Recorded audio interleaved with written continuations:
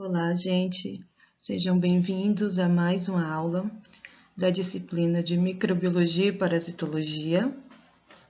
E hoje nós vamos falar sobre os protozoários, que têm uma grande importância na saúde pública devido às suas espécies que causam doenças, como a malária, a leishmaniose, a toxoplasmose, doença de Chagas, entre outras que a gente vai ver mais para frente. Então, os protozoários, eles são seres do tipo eucariontes, assim como nós, ou seja, eles possuem células com presença de núcleo, onde fica armazenado o material genético, diferente das células bacterianas, que são procariontes e não possuem núcleo, ok? E são seres heterotróficos, ou seja, eles não produzem o próprio alimento, assim como as plantas, eles necessitam de outros seres vivos para se alimentar. São seres unicelulares, ou seja, só possuem uma célula, o corpo deles é formado por apenas uma única célula, e eles podem ser de vida livre, ou seja, viver no ambiente sem causar danos nenhum ao homem, ou parasitas de seres vivos, como o homem e outros animais. São encontrados em água doce, salgada, ambientes úmidos, e para aqueles que são parasitas, são encontrados no interior de outros seres vivos. Eles podem ser divididos em 4 classes, de acordo com a sua estrutura de locomoção. Então, nós temos os protozoários do tipo ciliados, que são aqueles protozoários que se locomovem através de cílios. Nós temos aqui um exemplo do Balantidio coli. Cílios são essas estruturazinhas que vocês estão vendo aqui, ó, que ajudam esse micro-organismo a se locomover e a capturar alimentos. Temos os protozoários do tipo flagelados, que são aqueles que se locomovem através de flagelos. Olha aqui os flagelos deles, ó. Temos um exemplo aqui, ó, da Giardia lamblia, que é um protozoário causador da giardíase, uma doença que afeta o intestino. Protozoários sarcodíneos, que se locomovem através de pseudópodes. Pseudópodes são essas expansõezinhas aqui, ó, que significa falsos pés, ok? E eles se locomovem através dessas expansões aqui. Exemplo, a entamoeba histolítica, ou mais conhecido como ameba.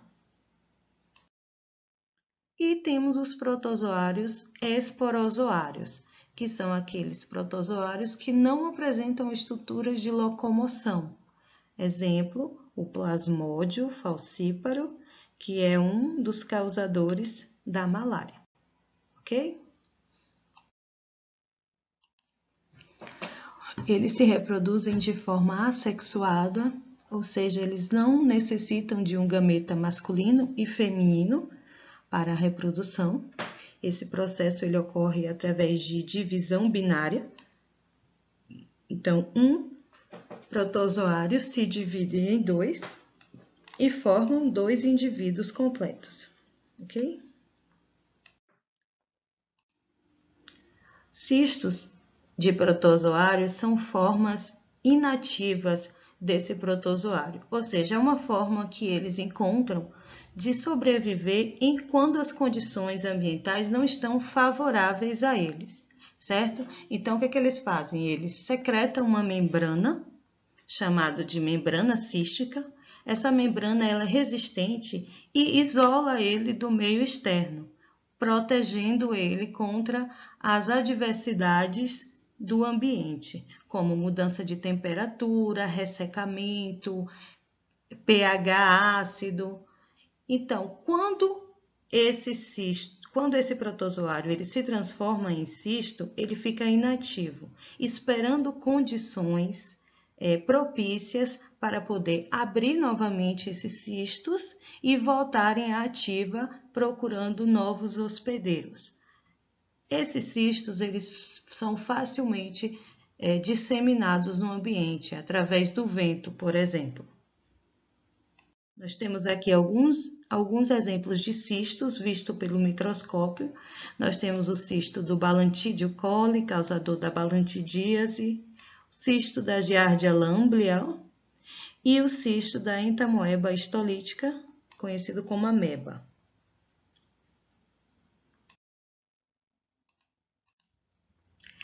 Então, vamos ver agora algumas das doenças causadas por esses protozoários. Nós temos aqui a giardíase, que é uma infecção intestinal causada por um parasita chamado de Giardia lamblia e é encontrado por todo o globo terrestre, especialmente em áreas com más condições de saneamento e água contaminada. Aqui nós temos ele pelo microscópio, que é esse protozoário do tipo flagelado. Olha os flagelos dele aqui, ó. Os sintomas diarreia aquosa, às vezes com mau cheiro, que pode se alternar com fezes moles e gordurosas. Inclusive, as fezes com gorduras é um indicativo de giardíase, claro que associado a outros sintomas. Nem sempre as fezes com presença de gordura significa que você está com giardíase, ok? Tem que estar associado a outros sintomas. E tem que ser feito um diagnóstico através de um exame físico e parasitológico de fezes. Então, voltando aos sintomas aqui, fadiga, mal-estar, cólicas abdominais, inchaço, arroto com gosto ruim, náuseas e perda de peso.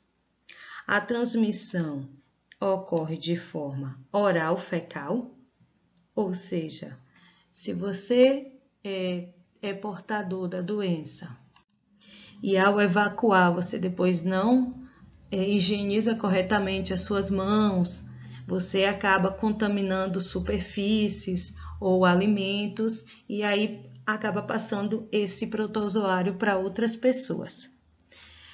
A transmissão também ocorre por ingestão de água e alimentos contaminados e durante o sexo anal desprotegido. O tratamento inclui medicamentos antiparasitários, dietas leves, livres de gordura, principalmente porque demoram mais de serem digeridas.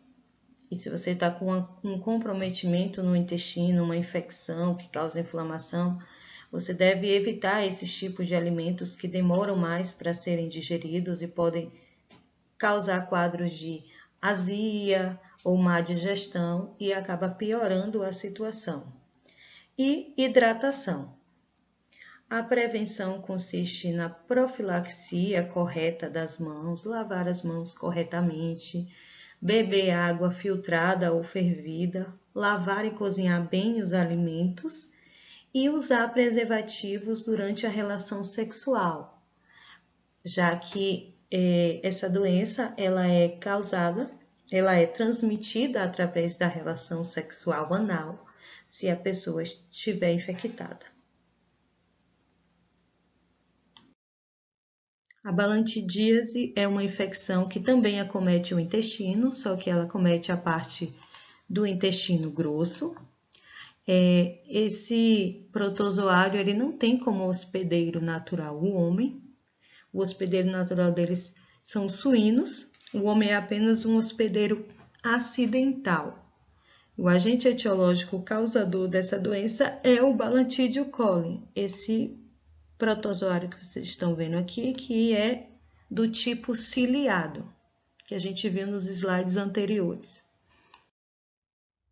Os sintomas da balantidíase incluem diarreia, geralmente com 5 a 6 evacuações diárias, dores abdominais, dores de cabeça, que é a cefaleia, e tem a parte das complicações, que são os sintomas mais graves. Nem todo mundo desenvolve, mas quando desenvolve, ocorre diarreias intensas, com presença de sangue, que não cedem com medicamentos, enterorragias, que é a hemorragia no intestino, prolapso do reto, que é o extravasamento de alguma parte do intestino para fora do organismo, através do ânus, certo? Nesse caso, então, o reto ele fica na parte externa, para fora do corpo, e pode evoluir para um quadro de coma, certo? Pode, inclusive, levar o indivíduo à morte. Diagnóstico da balantidíase é feito através da visualização de trofozoítos. Trofozoítos é um protozoário em sua fase de reprodução, em sua fase adulta, ou de cistos, que são fases inativas dos protozoários, como a gente viu lá no início dos slides. Esses trofozoítos ou cistos são vistos no exame de fezes ou no tecido coletado durante a endoscopia. A transmissão ocorre através de ingestão de alimentos e águas contaminadas com esse protozoário. O tratamento inclui medicamentos antiparasitários, dietas leves e hidratação. E a prevenção é a higiene adequada das mãos e dos alimentos, do pleno cozimento de alimentos, da fervura ou filtração da água e do tratamento dos doentes e de porcos contaminados para evitar essa disseminação, certo? A amebíase é uma infecção parasitária que acomete a parte do intestino, a parte do colo. Ela é uma infecção bastante comum, principalmente em áreas tropicais, com más condições de saneamento. E o agente etiológico dessa doença é a entamoeba histolítica, conhecida como ameba. Na verdade, a ameba é um grupo de protozoários e existem várias espécies, mas nem todas causam doenças no homem. Nós temos aqui um exemplar visto pelo microscópio da entamoeba histolítica e podemos ver aqui os pseudópodes, que são as suas estruturas de locomoção. A amebíase ela possui um quadro de sintomas leves, que pode evoluir para um quadro mais grave, mas nem todos desenvolvem o quadro mais grave. Sintomas leves incluem cólicas abdominais, evacuações de fezes pastosas com muco e às vezes sangue, gases em excesso, dor retal durante a evacuação, que é chamado de tenesmo, e perda de peso involuntária. Os sintomas graves da amebíase incluem sensibilidade abdominal, evacuação de fezes líquidas, às vezes com sangue, e evacuações de 10 a 20 vezes por dia, febre e vômitos. Se a pessoa tem um quadro de evacuações com essa quantidade de vezes, ela pode morrer por desidratação, principalmente se forem grupos de risco, como idosos e recém-nascidos. O diagnóstico é feito através do exame físico, histórico do paciente, do exame parasitológico de fezes e exames laboratoriais para verificar a função hepática. Transmissão: ingestão de água e alimentos contaminados e pela via oral fecal, ou seja, uma pessoa contaminada, ela pode disseminar esse protozoário se não higienizar corretamente as mãos após utilizar o sanitário, e aí ela acaba infectando outros alimentos e superfícies e contaminando outras pessoas. O tratamento é à base de medicamentos antiparasitários, dietas leves e hidratação. Em alguns casos, o paciente tem que ficar internado, se desenvolver os sintomas graves e principalmente se forem grupos de riscos. A prevenção: profilaxia das mãos, lavar as mãos de forma correta, lavar e cozinhar bem os alimentos, beber água filtrada ou fervida. A malária é uma doença infecciosa, febril, também conhecida como paludismo. É causado por vários tipos de protozoários do gênero Plasmodium, sendo que no Brasil 3 espécies estão associadas aos casos em seres humanos, que é o Plasmodium vivax, o falcíparo e o Plasmodium malarium. Existem outros tipos, mas não é comum no Brasil. E essa doença é transmitida através de um vetor, que são mosquitos do gênero Anopheles, que é esse mosquito que vocês estão vendo aqui, ó, da barriguinha vermelha. Aqui a gente tem uma imagem vista pelo microscópio do plasmódio, essa imagem azulzinha, e aqui são as hemácias. Nós temos aqui, ó, uma imagem do plasmódio infectando uma hemácia. Os sintomas da malária, eles dependem muito do tipo de plasmódio que está causando a doença. Algumas espécies, elas têm uma virulência maior e causam sintomas mais graves. O plasmódio falcíparo, por exemplo, ele pode evoluir para um caso de malária cerebral e a pessoa desenvolve sintomas mais graves do que nos casos de plasmodium vivax e malária. Os sintomas mais comuns incluem calafrios, febre alta, tremores, sudorese e dores de cabeça que ocorrem de forma cíclicas, vai e vem. Dores musculares, podem ocorrer náuseas, vômitos, cansaço, falta de apetite e delírios devido à febre alta e, em alguns casos, também desenvolve um quadro de anemia. Os sintomas mais graves da doença é principalmente causado pelo plasmódio falcíparo e existe uma chance em 10 de se desenvolver o que se chama de malária cerebral, que é responsável por cerca de 80% dos casos letais da doença. Além desses sintomas comuns que vimos aqui em cima, pode ocorrer dispneia ou hiperventilação, que é, no caso, a dispneia, falta de ar, e hiperventilação é uma respiração mais rápida e profunda. Prostração, perturbações sensoriais, desorientação, porque ocorrem alterações na consciência, hipotensão arterial, que é a queda da pressão arterial ou choque, convulsões, hemorragias, podendo o paciente evoluir para um quadro de coma e morte. O diagnóstico da malária, existem vários métodos que podem diagnosticar essa doença. O mais comum é o de gota espessa, que é feito através da coleta de sangue através de punção digital, onde faz um furinho no dedo, na parte da digital, e um agente de saúde coleta essa gota de sangue, coloca na lâmina e é levado para ser analisado no microscópio. Existem os testes rápidos e técnicas moleculares que analisam antígenos presentes no sangue, entre outras técnicas. A transmissão ela ocorre após a picada da fêmea do mosquito Anopheles. Sempre é o mosquito fêmea que transmite essas doenças, seja no caso de malária ou de outras doenças causadas por vetores, como a dengue, por exemplo, que é causada pela picada do Aedes aegypti. É sempre o mosquito fêmea que transmite a doença, porque o macho ele não se alimenta de sangue, ele se alimenta de seiva, da seiva das plantas.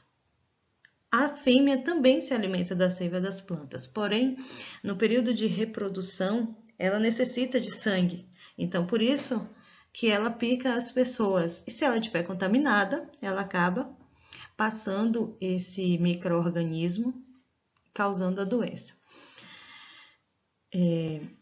Casos raros de transmissão pode ocorrer, como compartilhamento de seringas e outros objetos perfurocortantes, transfusão de sangue, que é raro porque hoje em dia, quando a gente vai doar sangue, são feitos vários exames para saber se você está apto ou não, e através da transmissão vertical, que ocorre da mãe para o bebê, durante a gestação, ou, nesse caso aqui, como é através do do sangue contaminado, ocorre da mãe, durante a gestação, ele pode ultrapassar a placenta e infectar o bebê.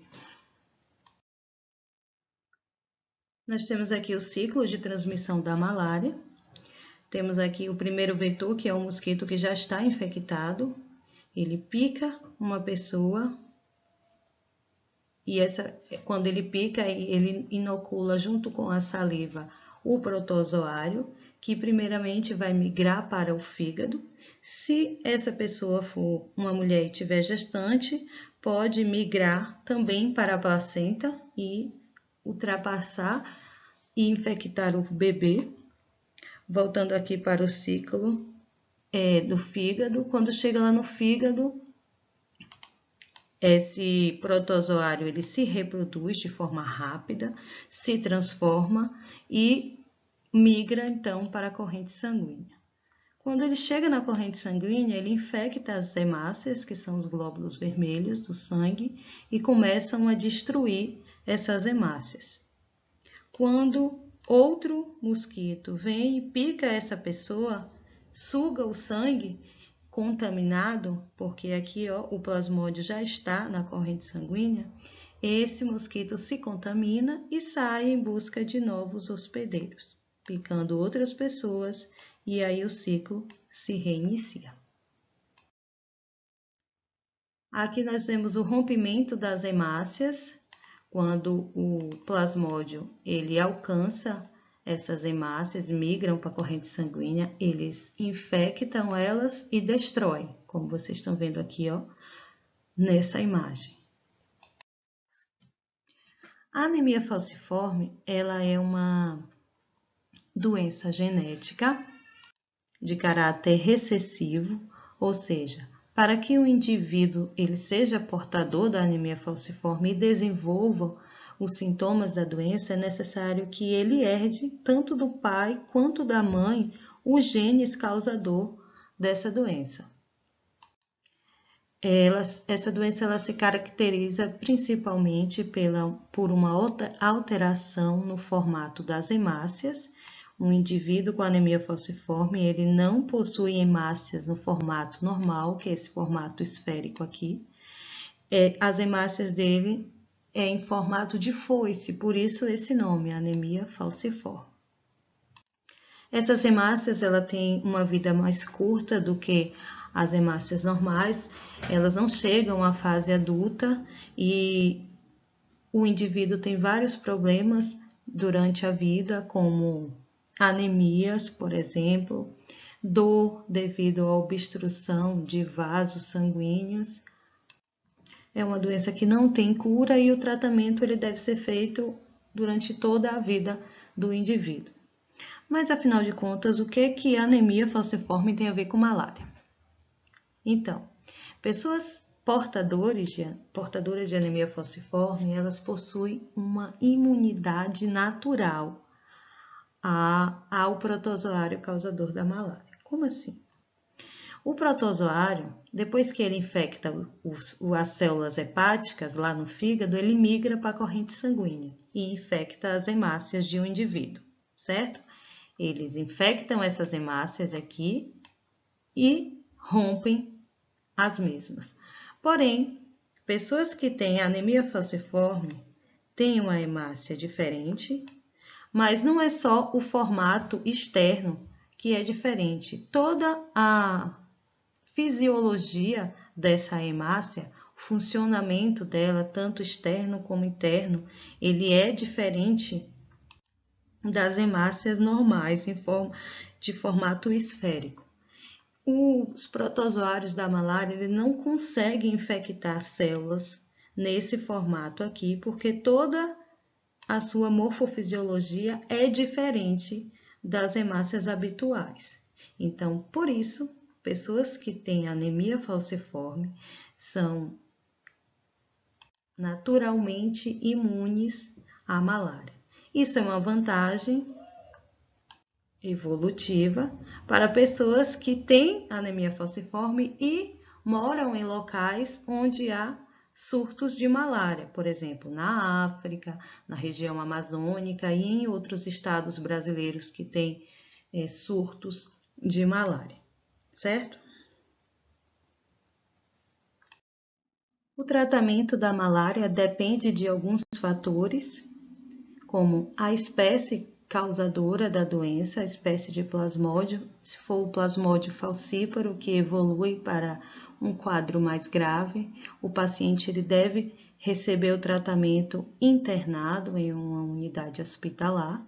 Se forem os casos de plasmódio vivax e malária, eles podem fazer o tratamento em casa com o uso de antiparasitários. Esse tratamento depende também da gravidade da doença, ou seja, de acordo com a espécie do plasmódio e também se o paciente é um grupo de risco, devido à idade, se é um idoso, um recém-nascido, se está gestante, se possui alguma doença crônica ou são imunodeprimidos. Então, tudo isso também influenciam no tipo de tratamento e se o paciente ele pode ficar internado, ele tem que ficar internado ou não, certo? A prevenção consiste em medidas de prevenção individual, principalmente, uso de mosquiteiros, inseticidas, roupas que protegem pernas e braços, telas em portas e janelas, uso de repelentes e eliminação de focos de mosquito. Outra coisa também é tratar os pacientes que encontram-se doentes e eliminar esses focos de transmissão, porque se tem pessoas doentes de malária em uma determinada região, os mosquitos podem picar essas pessoas, se infectarem e acabar picando outras pessoas, transmitindo a doença, certo? Então, essa foi a nossa aula de hoje. Nós vimos as características dos protozoários, os tipos de locomoção que classificam esses micro-organismos, vimos algumas doenças causadas por protozoários e na próxima aula nós veremos mais algumas infecções causadas por protozoários que são comuns no nosso dia a dia, ok? Fiquem com Deus, um abraço e até a próxima.